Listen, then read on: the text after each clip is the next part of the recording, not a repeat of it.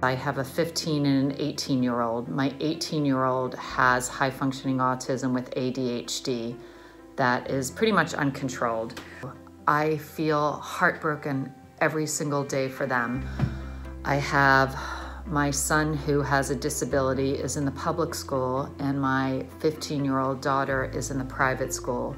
There is a huge disparity between the two systems. The private schools have figured out how to get these kids back academically, socially, and athletically, where the public schools have not. We have been virtual in the public schools since last March for almost a year now, with zero social interactions, zero athletics, and zero socialization whatsoever. Everything has been completely virtual, and I am depressed and angry every day seeing this dichotomy between the two systems.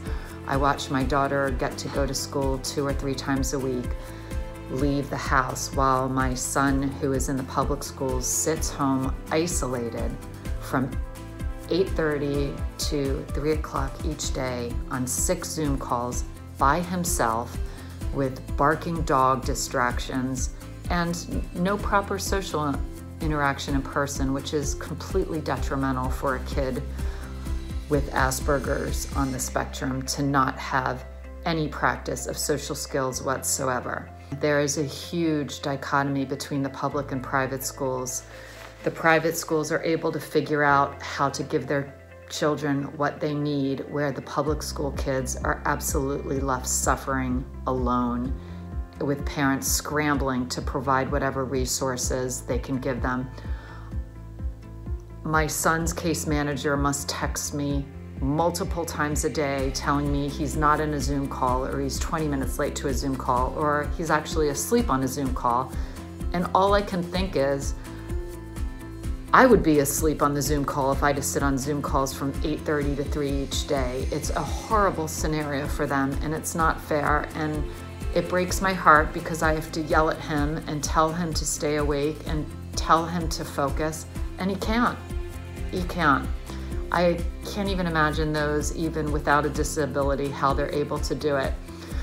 So my message to parents and educational policymakers is that this is not working. This is not working for these children.